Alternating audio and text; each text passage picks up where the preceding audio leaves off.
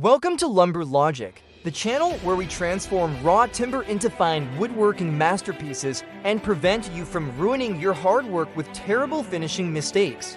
You spent dozens of hours cutting precise joinery and assembling your project, only to destroy the entire piece in the final step with an uneven, blotchy, or peeling top coat finish. Today, we are analyzing the top 5 wood finishing blunders that turn beautiful hardwood into total workshop disasters, along with the exact physics solutions to fix them right now. Let's start with finishing mistake number 1, skipping sandpaper grit sizes during the preparation phase to save 10 quick minutes of manual labor in your dusty workshop garage. You start sanding your rough workpiece with 80 grit paper and then jump immediately straight to 220 grit, expecting a silky smooth finish on the bare wood surface. Here is the physical reality. 80 grit sandpaper leaves deep, microscopic gouges and jagged valleys across the wood fibers that fine 220 paper simply cannot erase. When you apply stain or clear oil over skipped grit gouges, the pigment settles inside the deep scratches, revealing dark, ugly sanding marks across your once pristine tabletop. The scientific solution is the rule of grit progression. Move step by step through 100, 150, and finally 220 grits without skipping any levels. Each successive sandpaper grit removes the microscopic scratches left by the previous coarser paper, creating a truly uniform surface profile ready to absorb top coats evenly. If you are loving these practical woodworking tips, smash that like button right now and join the Lumber Logic family to elevate your DIY building skills to the next professional level. Moving on to finishing mistake number 2, applying varnish or polyurethane directly onto a wooden surface without thoroughly cleaning away microscopic sanding dust particles first. Blowing on the wood with your mouth or using a dry paper towel leaves behind thousands of tiny airborne sawdust spakes resting silently on top of the open wood pores and grain. As soon as you brush your wet polyurethane over the dusty timber, those tiny wood particles become suspended inside the liquid film, curing into a rough, sandpaper-like texture. Nothing ruins a fresh coat of clear gloss faster than a bumpy surface filled with trapped dust nibs that feel coarse beneath your fingertips after drying for 24 hours. The solution is simple. Vacuum the surface thoroughly, then wipe the entire workpiece down with a dedicated tack cloth or a lint-free rag dampened with solvent before finishing. The tack cloth uses a specialized sticky resin to attract and lock away microscopic dust particles that air compressors and dry rags inevitably miss during room cleanup routines. Make sure to subscribe to the Lumber Logic channel and hit the notification bell so you never miss another episode filled with essential woodworking guides and workshop physics. Now let's examine finishing mistake number 3, applying dark wood stain directly onto softwoods like pine, spruce, or fir without applying a pre-stain wood conditioner first. Softwoods feature dramatic density variations between early wood and late wood growth rings, creating uneven absorption rates across the surface when liquid stain is applied directly. The softer, porous early wood sponges up massive amounts of stained pigment rapidly, while the denser late wood repels it, resulting in a splotchy, muddy, and chaotic visual disaster. The physical fix is applying a pre-stain wood conditioner, which penetrates the open pores and partially seals the absorbent early wood cells before any color pigment is introduced. By equalizing the surface absorption rates across the entire board, the subsequent wood stain lays down smoothly, revealing rich, even color distribution and beautiful natural grain. Drop a comment down below and tell us about your worst wood finishing nightmare.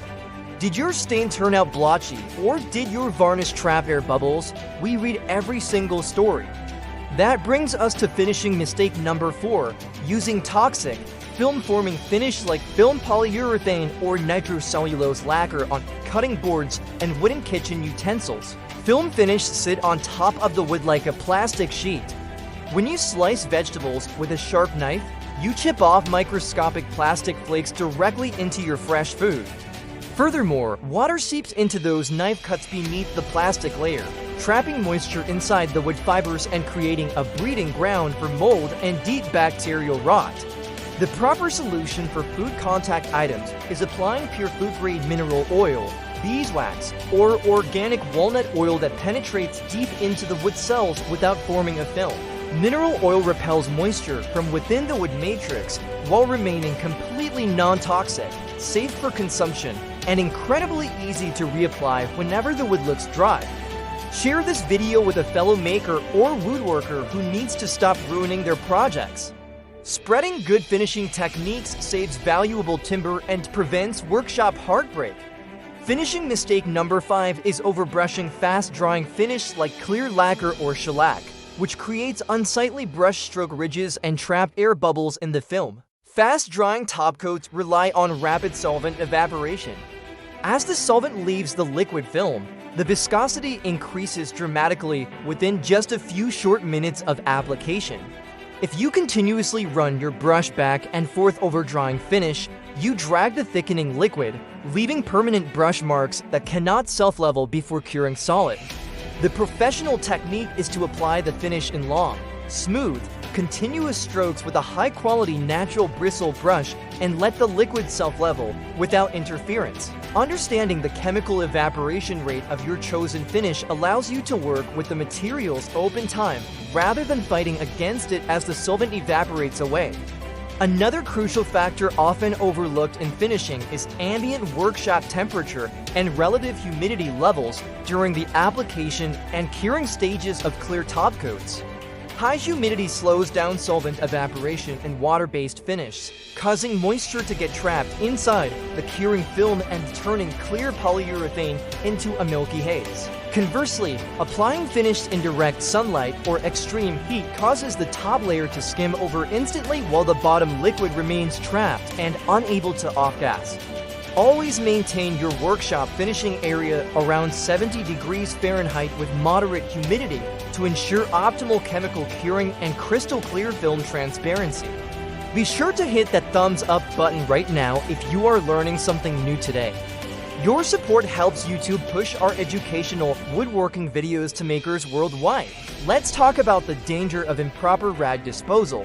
Soaking cotton rags in oil-based finishes like linseed oil or tung oil and throwing them into a crumpled pile on the floor. As oil-based finishes dry, they undergo an exothermic oxidation reaction, generating internal heat that cannot escape when rags are bunched up tightly together in a trash can. The trapped heat builds up rapidly until the rags reach their ignition temperature, resulting in spontaneous combustion that can instantly burn down your entire workshop space. Always lay oil-soaked rags completely flat on a concrete floor to dry individually or submerge them inside a sealed water-filled metal container for safe disposal procedures. Wood grain raising is another common hurdle. Water-based stains and finished swell dry wood fibers, turning a smooth sanded surface back into a rough, fuzzy texture upon contact.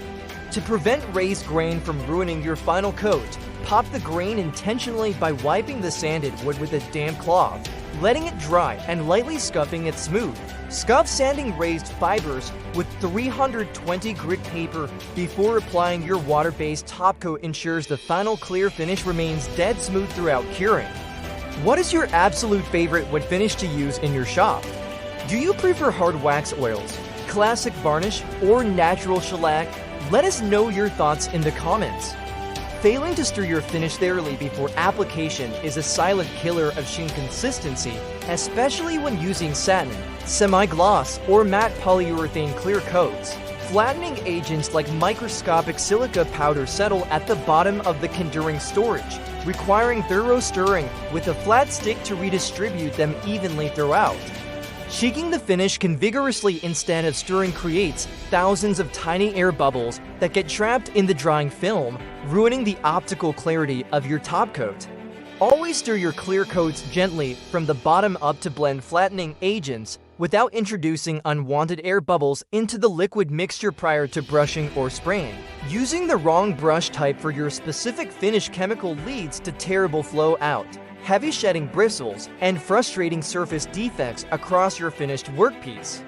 Natural animal hair bristles absorb water and turn limp when used with water-based finishes, making synthetic nylon or polyester brushes the mandatory choice for water coats.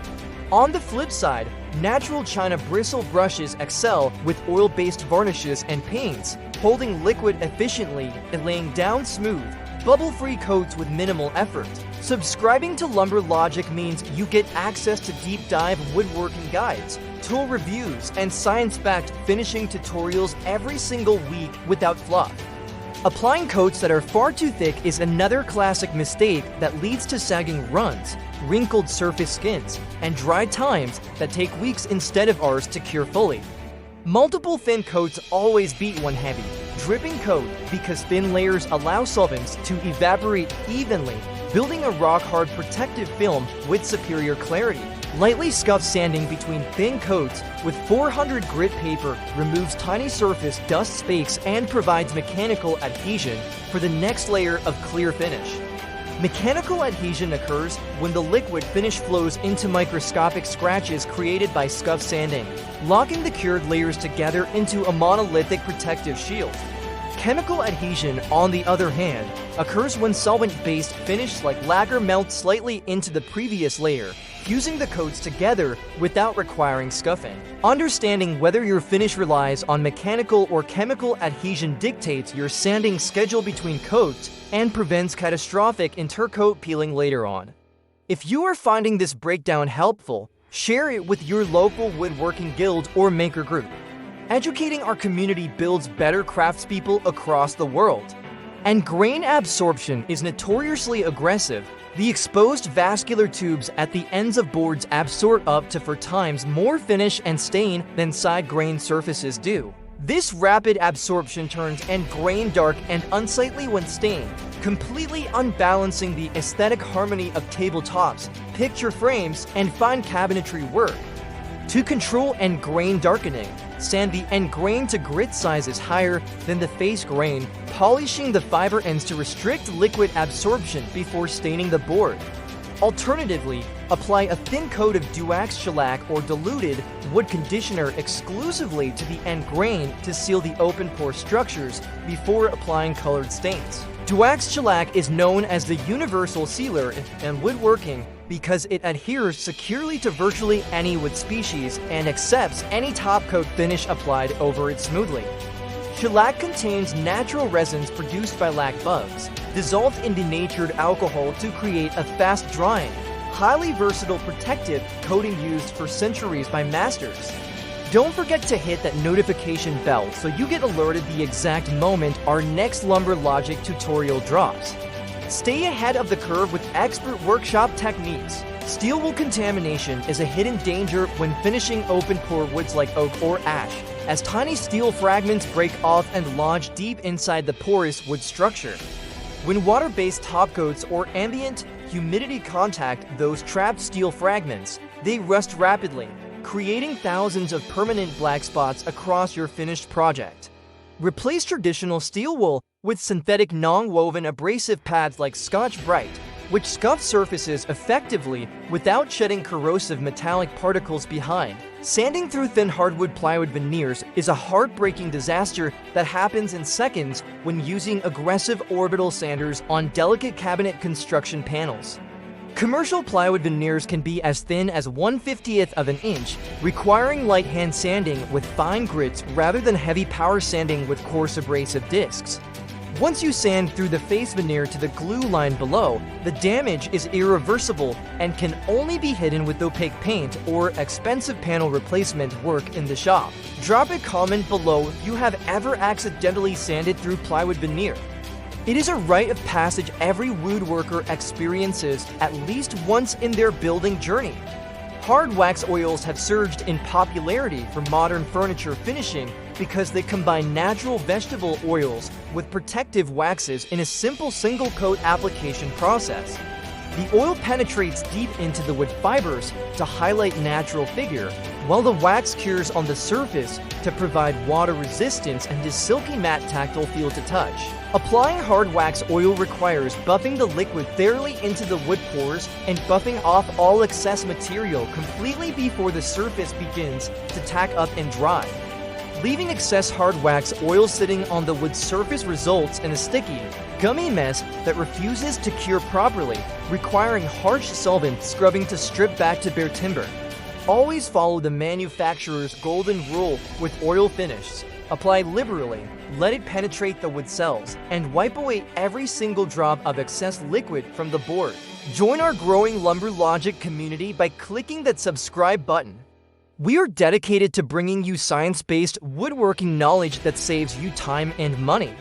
Measuring wood moisture content before applying any finish is vital, as damp wood traps moisture beneath curing top coats, leading to blistering, peeling, and rot over time. Ideal wood moisture content for indoor furniture projects should sit between 6 and 8%, ensuring dimensional stability to excellent finish adhesion long-term. Using a pinless or pin-type moisture meter allows you to verify that your lumber has properly acclimated to your workshop environment before committing to final sanding steps. Epoxies offer extreme durability and high build waterproofing for river tables and bar tops, but require precise to-part mixing ratios and thorough stirring to cure solid. Off-ratio epoxy mixing or incomplete stirring leaves unreacted resin molecules within the matrix, resulting in soft, sticky spots on your tabletop that will never cure hard. Pop trapped air bubbles and pour epoxy resin by passing a propane torch or heat gun quickly over the surface, expanding the trapped gas bubbles so they burst open cleanly. Remember to wear proper personal protective equipment, including organic vapor respirators and nitrile gloves, whenever handling chemical solvents, epoxies, and spray finishes. Protecting your lungs from fine airborne dust particles and toxic finished vapors ensures you can enjoy your woodworking hobby safely for decades to come in your home workshop.